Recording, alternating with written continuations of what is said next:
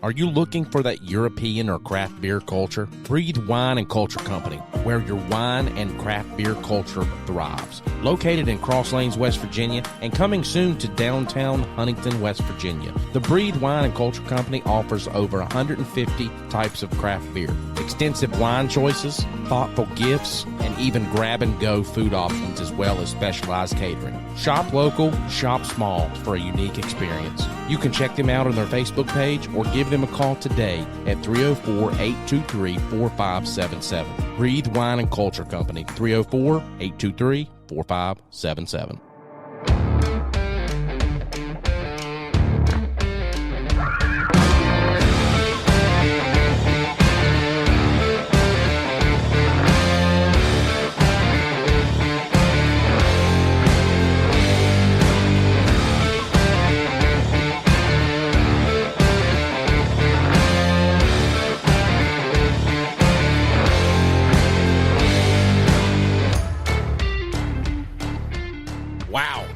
I tell you, we sure have made some memories this year for the whole album for deer season.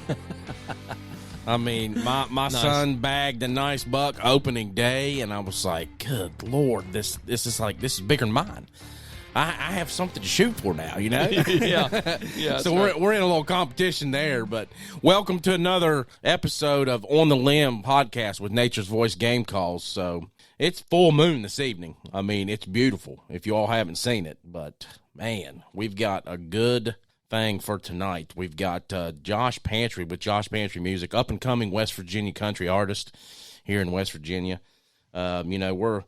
It just seems like yesterday was bow season, but here we are in the second week of rifle season. And, man, it just flies by. West Virginia buck firearm season. So, hey, I'll tell you what, Mike. I actually passed on a buck opening day because I was hunting for the big boy. Yeah, something to hang on the wall. He was hunting and for the big boy. I was looking for that 10 points supposed to be out of my dad's. Yeah. And I think that's the first time I've ever passed on a buck before. You know, I don't know. Well, a little different. We don't have Dan here with us this evening. Nope. Dan's a little under the weather. Yeah, it's sad. So, but, the weather's getting right here in West Virginia. I talked to several people, opening day there, and then during that week, people just talking about the weather being right and, the rut just now being in its peak period. Yeah. So, we've seen that with there was a lot of big bucks that was killed during bow season. Yeah. But there was a lot of deer that fell opening day. I think Deer Legs took in over 200 and some deer that day. Okay. So I don't know about Milam's or any of the other ones, but I think they took in around the same or a little more. So, and that's just in this area. Yeah, right. So I tell you, day 2 was terrible. It rained all day. Yeah. Day 3, out in Jackson County, I got misted on and didn't see a deer. Yeah. So we went out Friday, didn't see nothing. Yeah. I mean, squirrels. Obviously, you always see squirrels and you think, always, there's a buck coming. Because, that squirrel sounds like a 300-pound deer in the woods. So, yeah, bud. But, like I said, this evening we've got a really good treat for you. We've got Josh Pantry, up-and-coming country music singer from Dixie, West Virginia. And, we connected with Josh via social media, and here we are. So, nice. I think it's going to be a great episode. And we hit it off the bat really quick. Josh loves God, family, country, and country music, of course, and he loves the outdoors. So once I told him that, he was like, yeah, man. He was like, let's do this. Yes. Like, I can hook up with that. So it's pretty amazing when you start talking about those things, the things that our platform is based on. Yeah. How many people are just like, that's we love that. That's what we love. Yep. It's good stuff. Grassroots of America, That's baby. right, man. Let's go. So please welcome with me Josh Pantry with Josh Pantry Music. Gonna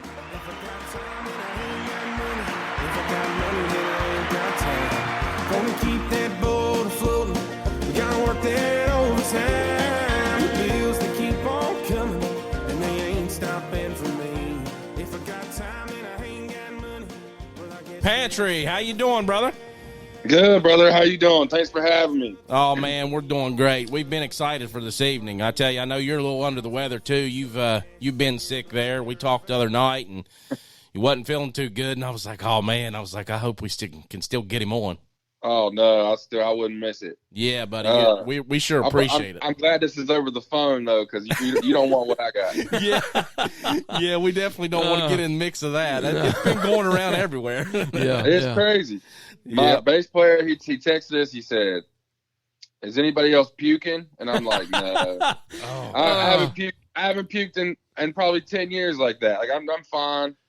And then I got so sick. I guess it's like some kind of COVID thing. I don't know, but we're good. We're always out in public shaking hands, and we get every little bug there is. Yeah, you're out there doing the meet and greet thing and playing and stuff, and you just get in the mix of all of it. The flu's it's no longer around, so I guess not. Yeah, everything's COVID now. That's what everybody says. Yeah.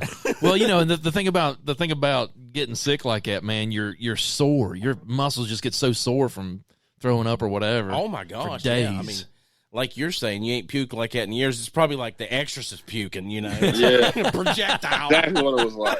And I instantly turned into a big baby, and I'm like, making these noises. That's what we always do, us men. When we get sick, we're like, honey, I need to cuddle. Yeah, that's what my wife's always like, well, you're such a baby when you're sick. Yeah, we just want to be pampered, Yeah, that's right. I was me last night, and today I was.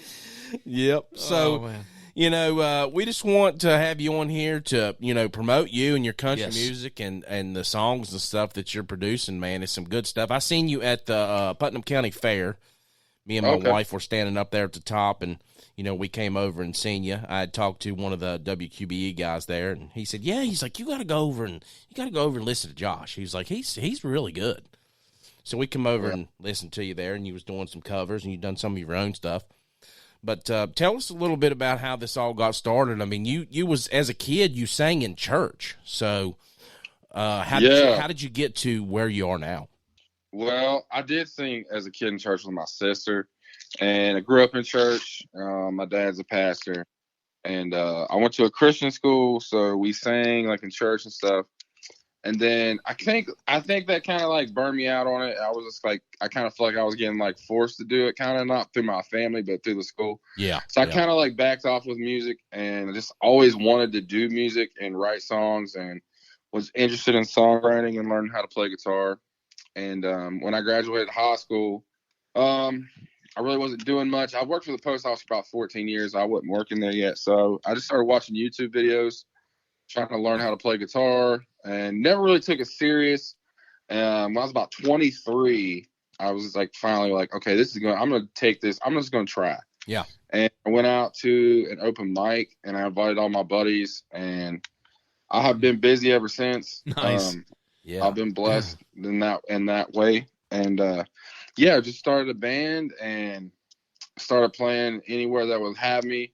I think the first time somebody actually paid me real money, I was like, this is crazy. I can make money, because I was doing it for like beer and food, hamburger and shots of whiskey. Yeah. So then someone actually paid me real money and not just in a bar tab, and I was like, oh man, this is crazy. Yeah, this is good. Well, let's make a good. Yeah. Let's do this all the time. Yeah. Man, I think it's awesome that you're doing your own thing. You're living your own dream. I think it's great. We've talked to a lot of people on here, and they've come up into what they love to do, and they made it into a career for themselves. And I think that's awesome. Yes, it's great. It's a lot of work, and we've really been. I've been gone more than I've been home this year for sure. We're gonna come in at like 97 shows for the year. Nice. And then we're all still working full time, and I'm still going back and forth to Nashville to write. So it's been a very busy. Yeah, that's busy. Yeah, man, that's awesome. That is awesome. So do you have like a group of guys that you write with, or you just, how's that work? So, man, my last record, me and my guitar player, he produced it, so we worked together a lot on that. Most of the songs I had wrote independently. Just recently getting into writing with other people. I got to go down to Nashville and write at Warner, and I got to write with some pretty big writers, and that was a big moment for me. And writing with other people, you get a perspective. Sometimes when you're writing by yourself, I'm that guy that needs somebody to tell me, like, that sucks. Like, that sucks. Don't do that. Do it this way. Right. Yes. Because I just want honesty. So when you find people you can write with who are honest, that's good. That's the best for me. Like, I want you to just look at me and be like, nah, I don't like that. That sucks. Oh yeah, you've got to have that constructive criticism in anything, right. in my opinion. Yeah, that's awesome. I mean, you have to be able to be a person that can take that to be successful. Yeah, you know what I mean. Absolutely. And Absolutely. I think that's awesome that you take that and you roll with it. You just go with it and make the changes. And hey, try to be better at what you did, yesterday, today. So that's great. Well, one of the things, rifle season's fresh in everybody's mind. We're here in the second week of rifle season here in West Virginia. And that's one of the things that we connected with on social media. I first asked you, gave you about what we was about here on the podcast. And you said, yeah, he was like, I have a hunting story that I could tell. And it kind of revolves around hunter safety. So fill us in on a little bit what happened there when you was 12 years old. Yeah, like I was saying, I had an accident. And I wouldn't say that it ruined the outdoors for me, but it definitely, I'm not a big gun guy. I have guns for my own protection. Don't come in my house. I will shoot you, but I'm probably not going to want to go shoot guns and carry guns. And just when I was 12 years old. It was 2002. And I had just killed, it was Monday. I had just killed my first little spike, my first deer, and my dad was going out the next day, and I wanted to go because I wanted to kill a big buck. And the year before, my dad had killed a monster buck, and the year before that too, I was 11. I had missed. I missed every deer I shot at. I was just missing them left and right. So this year, I had killed my first deer, and I wanted to go back. I wanted to kill a big buck. So my dad walked me. We were hunting in Roane County. We used to always hunt Roane County. Dad still hunts in Roane County.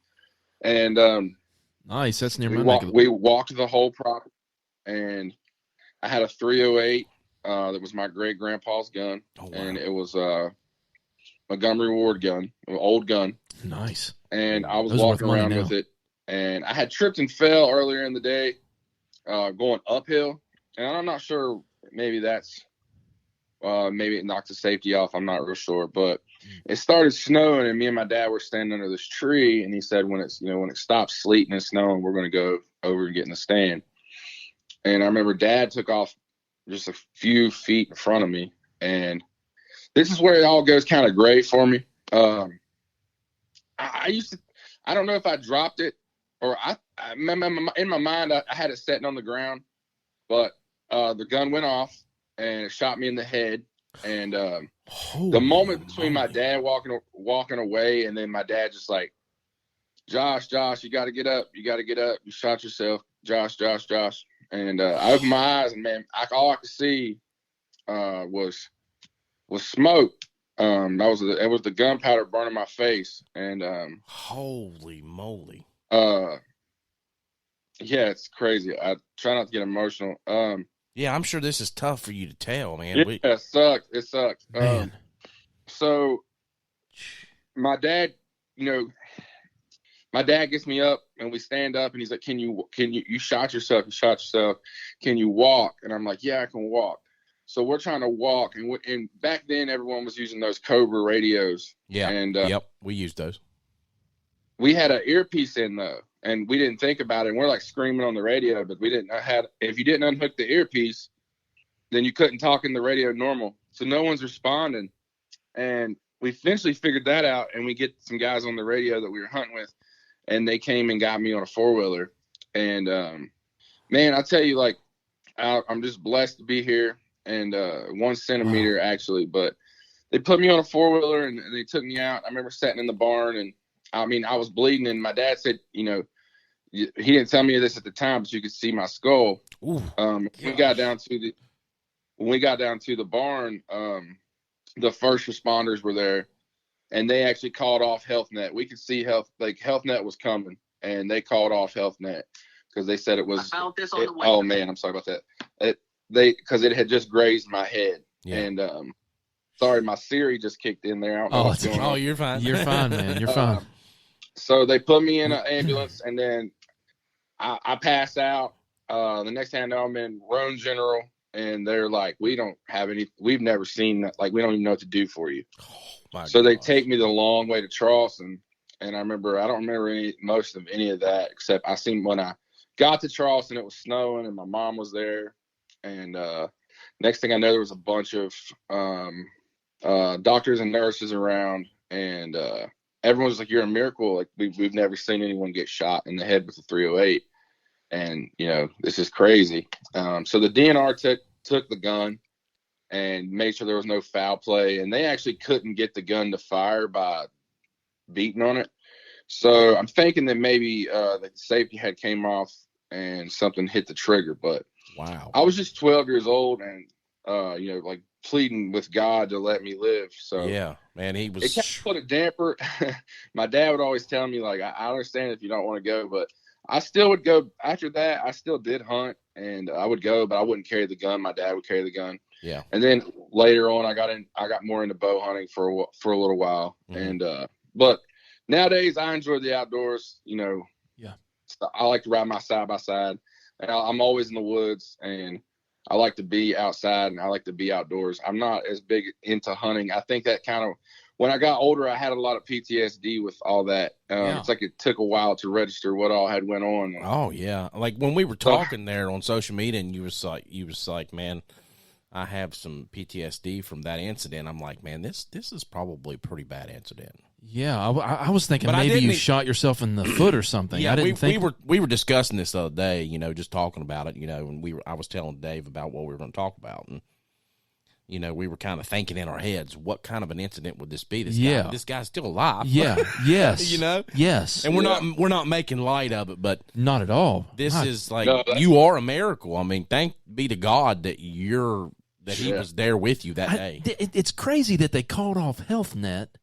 But Rome General didn't know what the heck to do with you. That I know. That don't make any sense. Yeah, well, it was crazy. Everybody was like, we don't know what to do. I was dying. I was in sixth grade. I thought I was dying. Like, it screwed me up, like. Absolutely. After that, like, when you face your own mortality at 12 years old, it definitely changes you a little bit. Oh, yeah. And I can guarantee it. For sure. It was just a mess, man. And ended up, they told me I didn't have any brain damage, but they said I was 1 centimeter away from either being dead or, I don't even know if this is proper to say, but mentally retarded. And, like, that's what they told me. The doctors straight up told me that. So I'm very blessed to be here. And, after that, I just really, kind of like, why am I here? You think about stuff like that. Yeah, and, right. And that used to drive me crazy as a kid. And I think that was a lot of, mental anguish on a kid. Yeah. And, my dad never can. My dad, he always blames himself for it and stuff, but it wasn't my dad's fault. It's just a freak accident, man. Yeah, it's just one of them freak accident things. We still got the gun. It's a family heirloom. And, like, if people's asked to use it, and I just prefer it just stay in the gun safe. Yeah. Right. Like, I would hate for that to happen to somebody else. And it might not ever happen, but as far as I know, it's still sitting in the gun safe because I just don't. It makes me sick to my stomach. And just guns, and I'm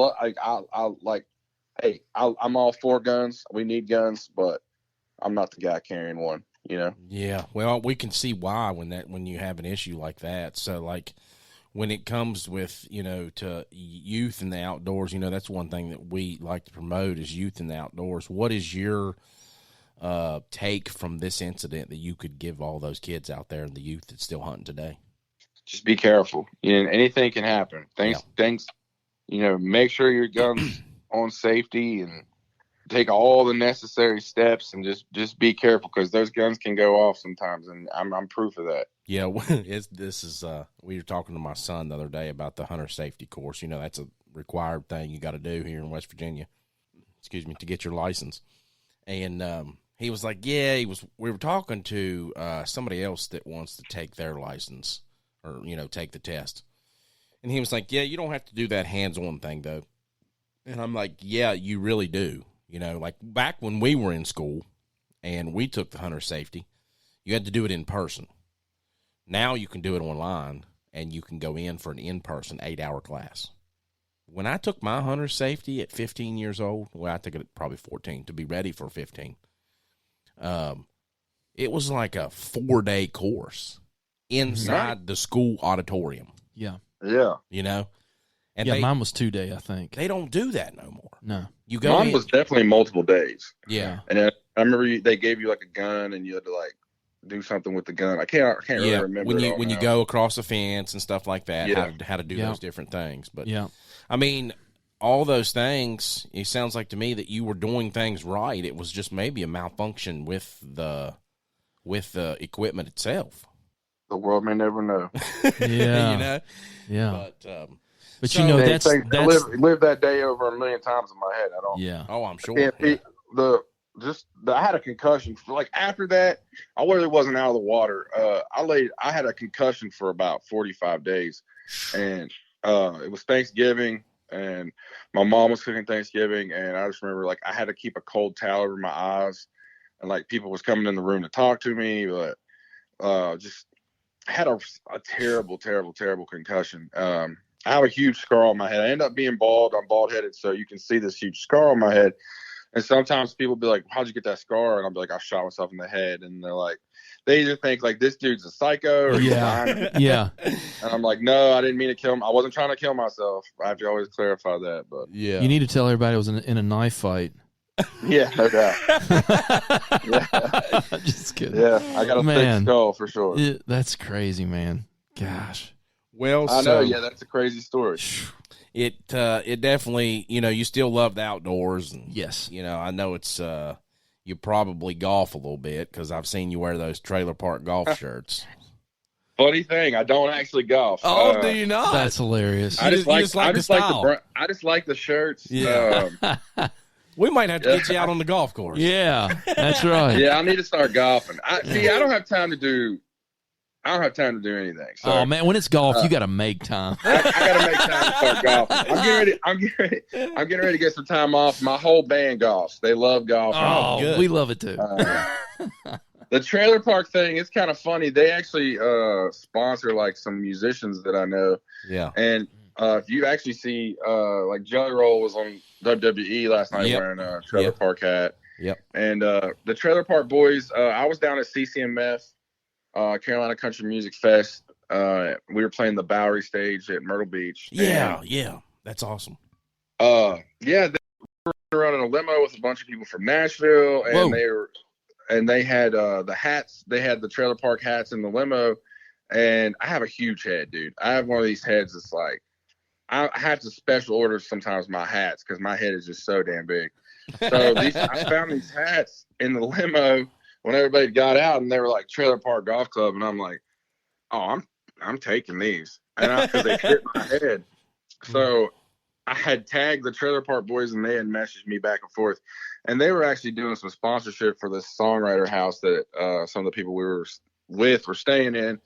So, long story short, I've just been tagging them, supporting them. I really like all their stuff. Their shirts are awesome. They're out of Michigan, and they're just some good old boys, and they've sent me some free stuff. And we really I love the trailer park shirts. They're great. I love the orange camo one, man. Like the old style camo. Yeah. Oh, it's so awesome. Dude, I should be getting that one in the mail this week. I love it too. You should check them out. It's trailerparkgolfclub.com. Yes. Go up a size. I always go up a size. They're made out of polyester, but they're like breathable and they're easy to wash. And we love Trailer Park Golf Club. Yeah, I've definitely already checked them out. So I see all the different styles they got. They got tons of them. Of them. They have these shirts in styles that you would never even think. And you can customize them. You can have like Bubba put on there. Yeah. Nice. I got one that says Pantry. I know. It's awesome. That's awesome. Yeah, that's great. That's so good. I have a zebra one, or not like like tiger. It's like tiger print. and when I was in Nashville wearing it, everyone's like, "Are you a Bengals fan?" So I'm like, I kind of quit wearing that one because everyone thinks it's a Bengals shirt. But yeah, they have a bunch of cool stuff. I'm definitely addicted to order them, and they've definitely hooked me up with stuff. And we love Trailer Park Golf Club. That's awesome. They're actually on sale for Christmas. If anybody's thinking about getting one, I think it's like 30% off right now. Oh, nice. That's good. So, talking about your past history there with the incident that you had during hunting, how does that play into some of your music? I've listened to several of your songs. Your recent one there, I just heard it for the first time today when you sent it to me. But does any of that play into your music, and where does like most of your music come from? Does it stem from your heart or life experiences? I'm gonna say both. My new record, I'm definitely gonna touch more into things of the heart, and I always try to write from the heart. But a lot of times, when I write songs, I'm just out, and somebody's like some old boy will say something, and I'll be like, "Oh, that's a song," and then I gotta write. And then just like that song I just sent you, the hook says, I wrote that song because I was working a lot of overtime. Yeah, and it was during COVID, and we couldn't play music. And like I said, I've been working for the post office. So when we can't play music, I just sign up for overtime, and I go in at 4 a.m, and I bust my ass. And somebody on Facebook said, and it was a comment on like somebody's Jeep picture or something about, if I got the time, then I don't got the money, and if I got the money, then I don't got the time. And I know that that's a saying that people say, but for some reason it just resonated with me, and I was like, I had to go write that song. And then that's where that song came from. And like God Bless West Virginia, that's been one of our biggest songs. And I really just try to paint a picture of where we're from on this end of the valley. I've been in Campbell's Creek. I claim Campbell's Creek as my home. We've lived a few places back and forth, but this has always kind of been home base for me. And the Upper Kanawha Valley, I went to Riverside. So, there ain't much going on here in a small town. The home team, man, they lost. They let us down. I'm just trying to paint a picture of where we're from. And apparently that seemed to have, resonated with quite a few people, because that song got about 250,000 streams across all platforms. And that's been one of our biggest songs to date. Awesome. But I just try to be honest more than anything. Yeah. No, I figured that song right there was probably one of your biggest hits so far, but I think this overtime one's gonna give it a good run. Sounds good. Yeah, it's a really good song. It's been resonating with people, and I'm real proud of it. And I think that's what people are looking for these days in music, in podcasts, in radio, everything. Things that resonate with their daily lives. The way that they're living. Exactly. Just honest. Honesty, transparency, and, just being up front with somebody. Hey, go back to the days to where you could shake somebody's hand and you could take it for what it was. Right. I think that that's the way I still am. You probably shouldn't be that way in business sometimes, but I'm still that person. I shake somebody's hand and I expect them to do what they said, and me the same way. I'm going to do what I said unless something happens, and then I tell you about it beforehand. It ain't going to be like the day of or some unprepared thing. But I'm the same way. Yep. So you've been really busy. You said over 90 some shows and concerts combined this year alone. Yeah, probably about 97. 97. Wow, that's nuts. That's a lot of shows. Yeah. So you just come back from Fort Wayne, Indiana. How was that? Great. Seen some nice pictures from there. It's far. I tell you, we love Fort Wayne, and it's nice. The venue up there is crazy. It's actually a mall, it's kind of like our Kanawha Mall. Okay. And this guy bought it, and one half of it is a sports bar, and the other half is a country bar, and they got axe throwing and bull riding, and it's an awesome venue. We got in with that venue from our friend Woody Woods. He's originally from up there. Woody Woods from the radio. Yeah. And but I'll tell you what, it takes a true psychopath to get in a $3,000 church van and drive it 6 hours from home, I think. That's the thing that's the thing that drives. That's the thing that I'm always like, I'll get so anxious. I'll be like, I think the brakes are sticking, or I think it's joking. And we bought that van this time last year, and my dad's neighbor was selling it, and my brother called me and was like, Alan's selling a white church van. You need to go see what he wants for it. So I went down there, and he was like $3,000. And I was like, perfect. I was like, I got to go out of town. I was like, when I get back, I'll buy this van off of you. So I buy the van, and I'm like, oh, hell yeah, we got a van now. I thought it was so cool. Yeah. Dude, we got in it, we didn't take it to a mechanic. We didn't take it, no one to look at it. We just got in it and drove it to Lexington, Kentucky, 3 hours away. And first of all, I'm learning how to drive. You know, you don't just get in a van that big and just drive it good, right? Because it's huge. That's a big vehicle. And so I'm like, man, I think the tire pressure's off. So I remember I stopped and checked the tire pressure. And I was like, oh, 30 pounds, that's good. Well, ended up finding out the tires were like supposed to be on 50 pounds because of how big the vehicle is. Yeah, because the rating on them is probably like, We're down in Kentucky the next morning, and like, man, it's starting to shift a little funny, and then we start smelling something hot, and we're like 3 hours from home, and we're just a bunch of idiots, and the brakes ended up locking up. And, oh God! So I'm like, dude, it's Saturday night in Kentucky, and I'm so stressed out about it. Like, I'm just like, I have to lay down and go to sleep. Like, I just have to take a nap. Like, I just can't even think about it. I'm calling like all around. No one can look at it. So what I ended up telling my boys is like, we're going to play the show and we're just going to try like not to hit the brakes the whole way there and then the whole way home. And it actually ended up working out, and we had to get all the brake lines fixed and all that stuff. But yeah, it definitely takes a certain kind of person to just do that. I don't know why I thought that was a good idea. Since then, we've had it looked at, but it's still always in the back of my mind. Yeah. Like, well, I paid $3,000 for this van, and I'm driving it all around the country. And it takes a certain kind of maniac to do that. But yeah, Fort Wayne was great. I'll be in Indianapolis January 20th, so we'll be going back to Indiana. Okay. And I got locally. I'm kind of done locally. I'm going to be at the Fairplane Yacht Club, I believe, the 16th of December.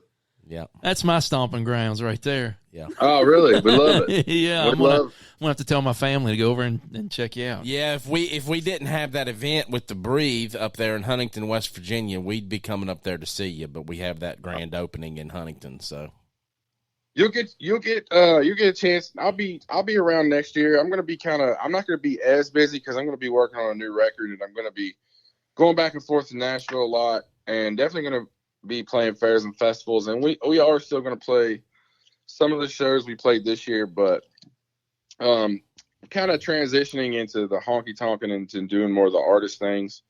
You know, when you honky tonk, they want you to play 3-4 hours, so you end up playing a lot of covers, and that's fun. I mean, that's fun. I've did that for years, but trying to transition into like playing our own songs and making content and doing artist things this year, and hopefully it'll pay off. And the year after we'll take off and do another tour. I'm still going to do it. We're still going to announce a tour this year, but man, we need some time to ourselves right now. We have burnt the candle on both ends, so we are just ready to come off the road and have a weekend off and sit around and watch football and ride our side by sides and just be good old West Virginia boys stuff. Yeah, right. I hear you. Yeah, 97 places or 97 different shows and stuff. That means you're in a lot of different places. But we hit seven states this year. Nice, that's good. And we opened for Chris Cagle. We opened for we did that big that thing at Gomart Ballpark with Jameson Rogers and a bunch of big names, and we had a really good year. And I got to meet my friend was opening up for Jelly Roll, and this was this time last year, and I got to sit down and eat dinner with Jelly Roll, and literally just get free game. He was just answering questions, and we're just all starving artists like answering questions, and they always say, don't meet your heroes because they might let you down. And I'll tell you what, Jelly Roll was a great guy. And I've always listened to Jelly Roll, been a big Jelly Roll fan, and just a lot of things that he was saying, I took to heart, and I started trying to do them this year. And it really, all the stars really aligned this year for a big year of growth. Yeah, I think Jelly Roll is an amazing entertainer, and to come from where he has and to be where he is now is a remarkable story in my book. And to take, advice from that man would be great. And he's just as nice and normal as can be. Yeah. Especially with you in this industry, you know what I mean? Right. Yeah, man. been a good year of growth. I have no complaints, but I am tired, and I know my wife probably wants me home more than I have been lately. So we're going to make the wife happy for a few months. There you go. Cut some records and write some songs, and she likes going to Nashville when I go. And yeah, you got to take Mama along with you. Yeah, I actually have a song on hold right now for a major artist, and I would love for that to. I hope that pans out, even if it don't. It's been a great year. Yeah. Well, that's awesome, man. I'm glad to hear that, it's going well for you and, the success and stuff, and you're growing. One of the things that we like to do, we base our platform is God, family, country, and everything outdoors. So the country segment is where we do a salute to valor. And our salute to valor this evening is for Adam Ashbrock from Cincinnati, Ohio. He served in the United States Marine Corps as a corporal, E4, from 2002 to 2008, and he was in Charlie Company.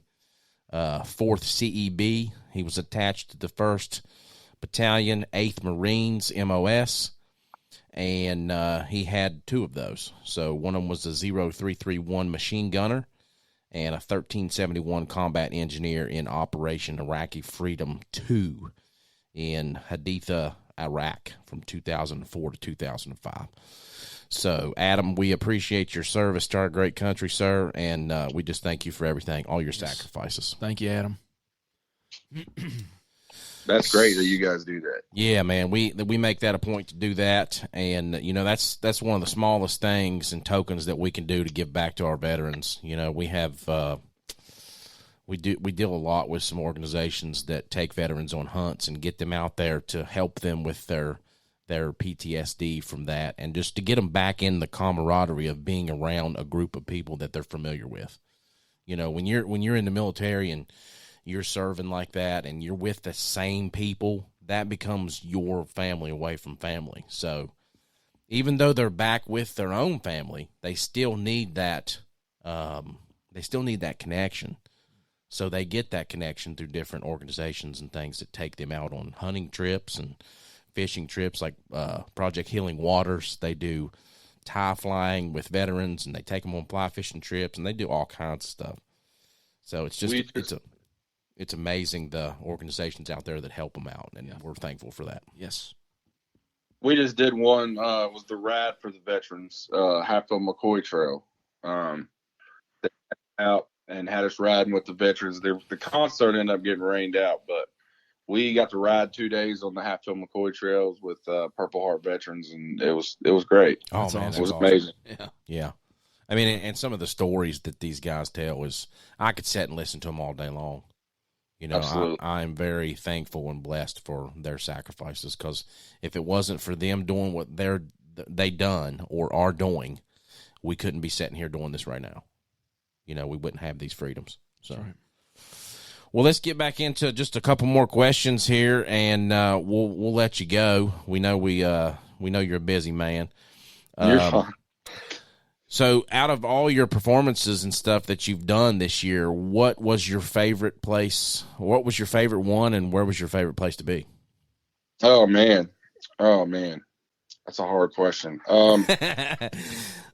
Dude, I got to do so much fun stuff this year. Man. It'd be really hard. We got a chance to go. They gave us 2 4-bedroom condos and a weekend at Snowshoe. We played up there. Oh, man. A blast, and nice. They treated us so good. And Snowshoe is awesome. It's so beautiful up there. That's definitely up there in the top ones. For me, get that show that I mentioned earlier, opening for Chris Cagle, that was so fun. I was in Barboursville, West Virginia. Yeah. DCMF, Carolina Country Music Fest, being down there for that, playing the Bowery, the legendary Bowery stage, and getting paid to be down hanging out at the beach with your buddies. Yep. This was my first year getting to play in Nashville. I love being in Nashville, and I've played a bunch in Nashville now, but it'd be hard to pick one. I'm gonna probably say Chris Cagle. I'm a big Chris Cagle fan, and he was awesome to meet, and he put on a great show. But CCMF and Snowshoe and even in Gomart Park, man, we got to do so much stuff. I got to write with John Kraft at Warner. I've been so blessed this year. My life is surreal. So yeah, that the Dirty Birds Music Festival, that's what that was at Gomart Park. Right. So yeah, I heard that was, I mean, we didn't get to go, but I heard that was a pretty good event. Yeah, man, there was a lot of great artists out there, and I had a great turnout. We sold a lot of tickets, and yeah, just very blessed to be a part of all that. You know, I think it's crazy sometimes because when I heard the announcements for those artists, I'm like, I don't really know any of them guys. And then you hear their music, and you're like, oh, I know that guy. Yeah. You don't pay attention. You don't pay attention to the names. Not very much. You pay attention to the song and what it resonates with you, like he was talking earlier, you know? I mean, does it relate to you or not? You're going to listen to it. Yeah. But, you know, back in the day, the country music artists would take their names and not use their real names. Yeah, that's right. You know, like Conway Twitty.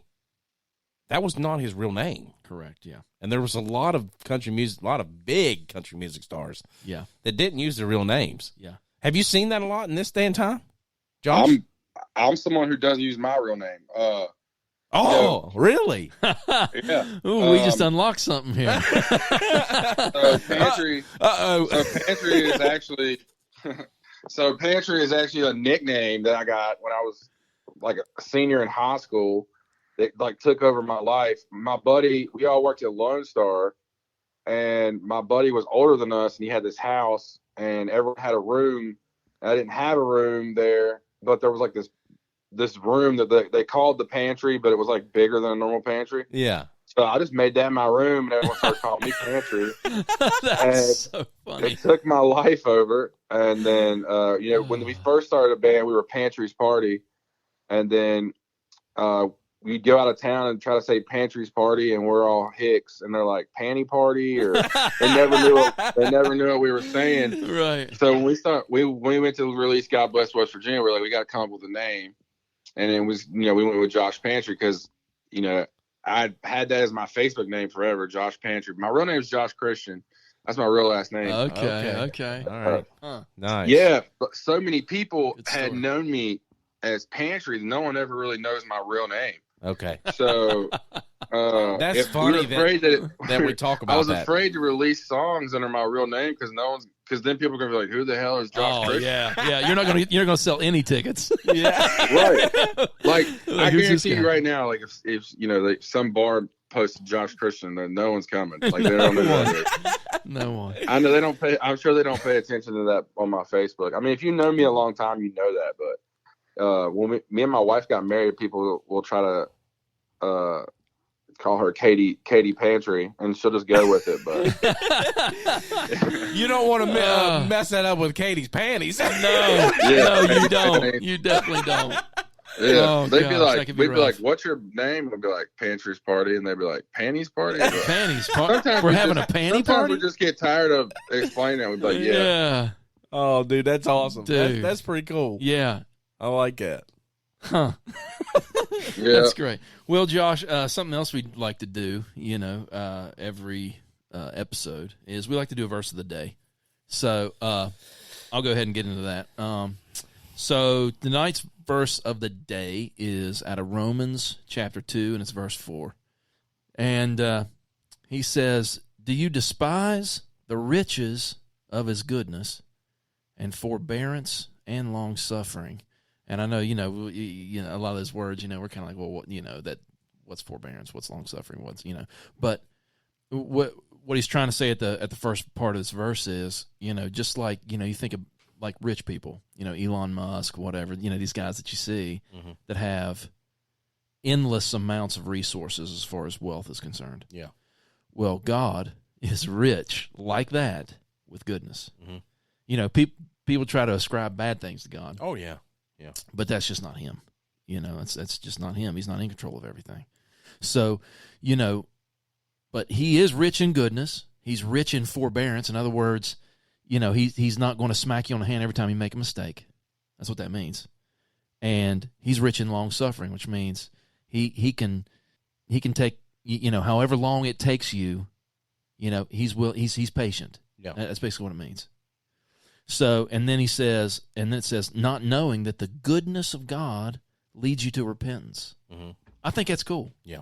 Because, I remember growing up in church, man, and it was like every time I did something bad, I better be at the altar, You know what I'm saying? Like Yeah. I was so scared that like God was just ready to strike me down every time I did something wrong. But one of the things is once you get older and you start to have that relationship with God, and you start to really know who He is through His Word, Absolutely. then you really, all your cares and what people think and all this stuff really doesn't matter anymore. Don't matter anymore. It don't matter no more. No. It's between me and Him. It's between me and Him. Yes. And we like to do this verse of the day because that's one of our things on our platform is God, family, country, and everything outdoors. But we're not going to push this on somebody. No. It's your choice. You have a will. God has given us that Yes. ability to have that will. Yes. Yes. But we're good old country boys that like to have a beer every now and then. Yes. Uh-huh. And we're not perfect, and we're not going to be perfect Nope. until that day. Yeah, just ask our wives. Yeah. Marriage. We're not perfect. Marriage will make you a perfect man later on. But I mean, in all honesty, what you're saying, Mike, is man, it's really good. Because there's a lot of people out there that would be like, hey, you guys talk about God and you drink beer. That's not right. That's sin. You're going to hell. Yeah. He never said that. No. And I'll kind of give everybody. You know what I mean? Everybody wants to downplay the water to wine thing. Yeah. And come up with their own reason why he would have done that. Yeah. And I've even heard some people say it was grape juice. Okay, no, it wasn't grape juice because the leader of the household was already drinking, and he's like, "This is the best stuff we've had all night." Yeah. I mean, seriously. I mean, if you would just sit there, like Yeah. we've had talks before. You talk about Yeah. the disciples and things Yes. like that. And Yes. I hate to get too long-winded on this, but I kind of like to explain this to people because Yes. once you get into reading the Bible, you kind of look back and you're like, they were all sitting around the fire, the disciples, when they would talk to Jesus. And Yes. That they hang out like we hang out today. Yes. It's just in a different sense. Yes. Yeah. You know, like- have you ever seen the Blazing Saddles fire scene? I imagine they're eating beans around the fire. You know what I'm saying? Yeah. I don't mean to bring.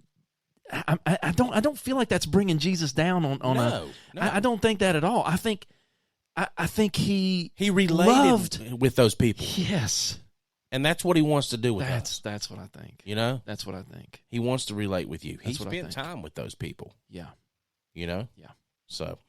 Anyways. But we're not lushes or drunks or anything like that. We're not. I No, mean, that's no. a bad thing. Yes. You don't want to get out there and get Yeah. drunk and Yeah. you lose your Yeah. job and you lose your family. Yes. Yeah. And things like that. Yes, That's when it becomes a problem. Yes. You've Yes. got an issue if Yes. you get that far. Yes. I believe. Mm-hmm. I can honestly sit here and tell you if it goes that far, you probably got problems. Yeah.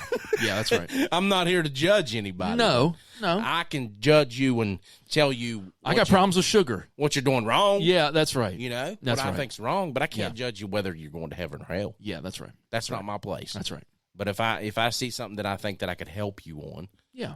like we were talking about earlier, Josh saying that he'd been honest and just singing from the heart. Yes. That's what people want these days. Yes. That's what they want. They want to get. They want back- something that's they- real. They want to get back to that. They want to get back to the realness. Yeah. So, anyways, Josh, we appreciate you coming on tonight, brother.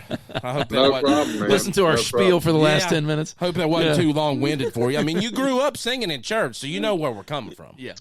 Hey, I love Your I- last you know, I name's love- Christian now. We know And that. honestly, and I'll be honest with you, I love God and I love drinking beer, so I get it.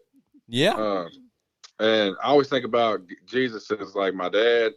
No matter how many times I messed up, Dad was there. He still loved me, Yep. even though I'm an idiot and doing Yes. dumb stuff and getting in Yes. trouble or That's- getting arrested and doing dumb shit. Yeah. Yeah. My dad still loved me, no Yes. less or no more. That's right, exactly man. right. You're And that's exactly how right. Jesus is. That you got it. Nail on the That's head, it, brother. man. I love it. Yep.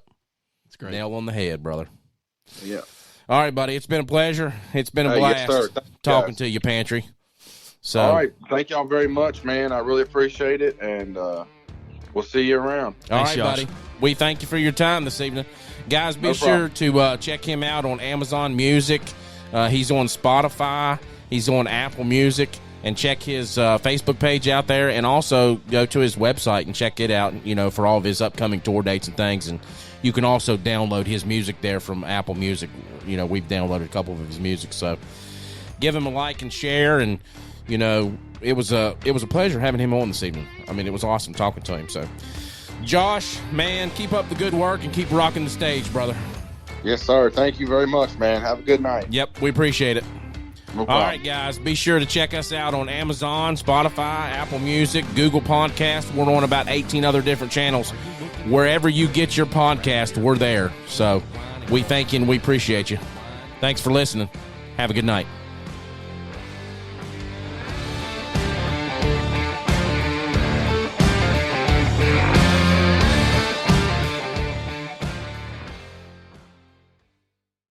This episode of On the Limb with Nature's Voice Game Calls is brought to you by Will Jewelry and Loan. When you need cash and you need it fast, check out Will Jewelry and Loan. Come on in with your jewelry, firearms, electronics, tools, lawn equipment, dirt bikes, side-by-sides, and even four-wheelers. They will beat any competitor's loan amount, and that's a fact. Will Jewelry and Loan guarantees faster and more cash for your loan than any other company in the area. They have your cash you need fast. Check them out today on their Facebook page or give them a call at 304-768-5101. Stop in and talk with them at 5523 McCorkle Avenue, Southwest, South Charleston, West Virginia. Will Jewelry and Loan, 304-768-5101.